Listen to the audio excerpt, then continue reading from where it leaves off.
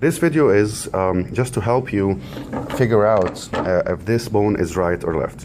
And there is a way to tell if this is right or left, and you see this bone laying like this or like this, and you don't know if it is right or left. The best way to do that is, where should I put the other femur? Like in this is the femur, where should I put the other femur? Or where should I put the other bone that's similar to this? Should I put it here or here?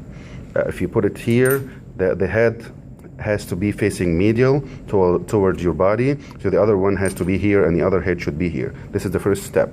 Just imagine that you're putting the other bone that's similar to this. So they put it here or here. Of course it has to be here because this is the head. The head is always medial, the other head has to be medial like this, so you cannot put it on the other side. This is the first part. The second part is, imagine where is the head.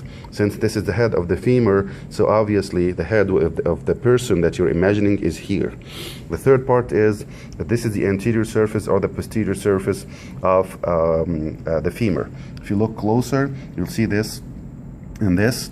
This is the greater trochanter and this is the lesser trochanter.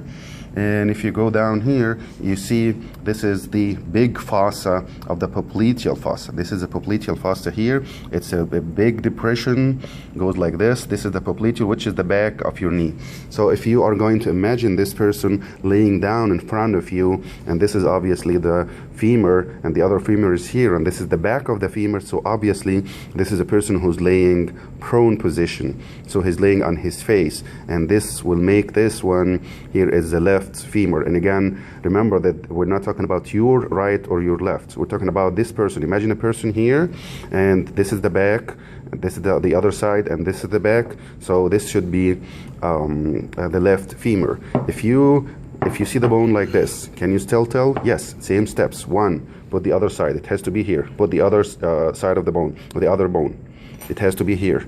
So now you have two bones. The head should be up here. And now this is the anterior or the posterior surface. If you look closer, you don't see the trochanters. So this is the anterior surface. If you go here, you see this shallow surface, which is the patellar surface. The patella should be like here. So this is the shallow surface, small fossa. So this is the patellar surface. So obviously this is the anterior. So if you imagine this is the person who's laying down in front of you, and this is obviously in a supine position because this is the front. So, and this should be the left. So you see it like this, it's the left femur. You see it like this, it's the left femur. It doesn't make a difference. Just apply the rules. And if you're doing the same thing with the something like the humerus, again apply the rules. This is the head over here. So the other side, the other humerus will be here.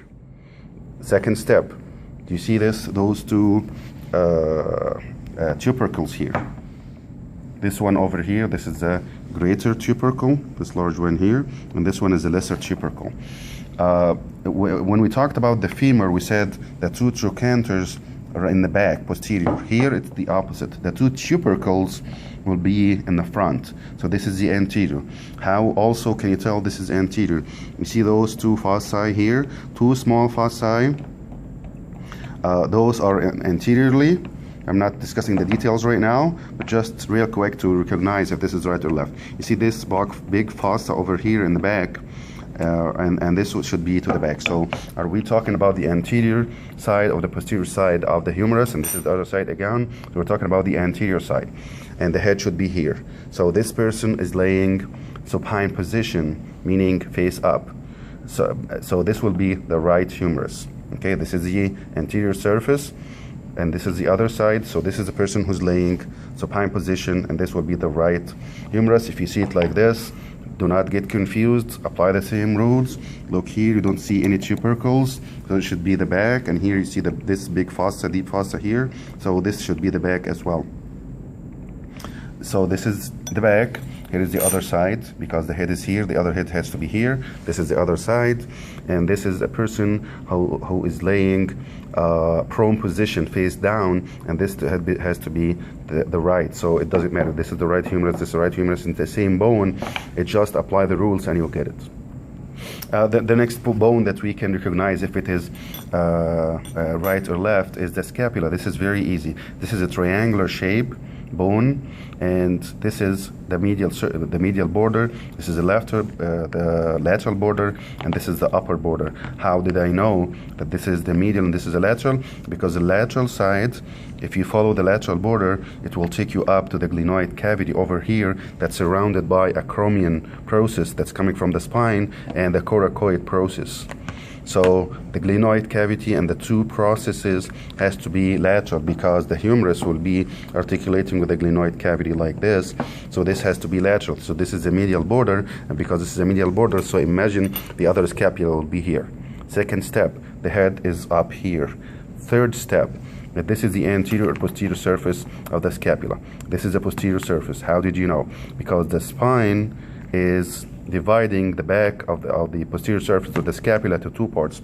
This is called the supraspinous fossa, and this is the infraspinous fossa. So when you see the spine dividing the posterior surface into two fossae, know that this is a posterior surface, and if you look at it this way, you don't have any spines here. So this has to be the anterior surface. So if I put this back again here, and here's the other one, this will be the posterior surface, and the head is here. If you imagine this, a person who is laying prone position, obviously, and this will be since this is prone, so this is face down, this has to be the left scapula. If you see it like this, apply the same rules. Where should I put the other side? It should be here. Why? Because this is the medial border. The other medial border has to be here. And if this is the anterior or posterior, obviously this is the anterior. Why? Smooth. You don't see the spine here. So this is the anterior surface, and the head is over here. So this is a person who's laying supine. Okay, and this is anterior, so this is the left scapula of a person who's laying supine, and it doesn't matter, you see it like this, it's left, you see it like this, it's left. Just use your imagination. Where is the rest of the bone should be. Last part here, if you're talking about the hip bone or the coxal bone, and the pelvic girdle is the whole thing together, the two pubic bones, and the two pubic bones will be articulating together in the front like this, and in the back they are not articulating with each other. This is the auricular surface.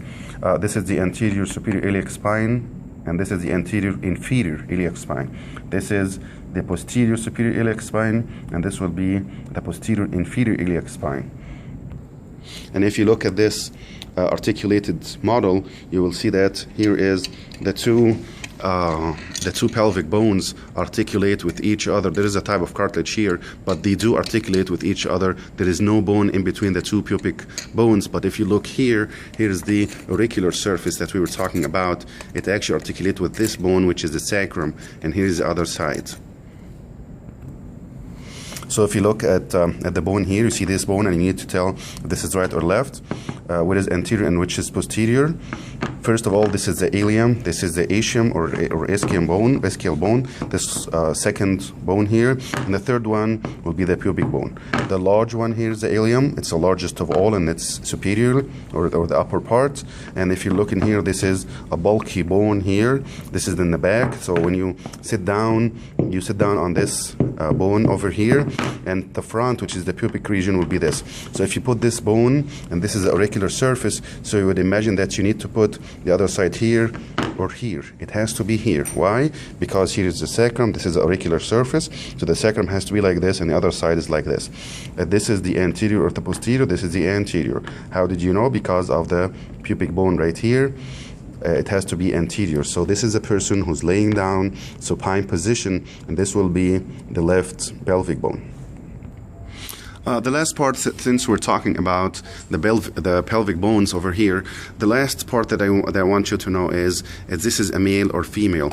And if you look at this angle over here, and look if it is acute angle or if it is 90 degree or more, this is obviously acute angle, so this has to be a male. And also if you look inside here, this is the pelvic outlet, this is the ischial spine right here, and here's the other one. The distance in between those two, between the two ischial spines, this will be the pelvic outlet. So obviously in females, this has to be the distance has to be larger than that. So this is obviously a male. You see this angle here, is an acute angle, so this is a male, and you see those two close to each other, so this is the male. If you compare this to this one over here, and you see that this angle over here is 90 or more. Actually, this is an obtuse angle. It's more than 90. But if it is 90 or more, this is a female. And if you look in here, it's not very obvious like the other one. So you look at the ischial spine here, but the other one is far away. The distance here, which is the pelvic outlet, has to be larger than the male. But the best way to tell is just look at this angle here. If you see it is large like this will be a female. If you see it small like the other one here, this will be the male. And that's it for this part.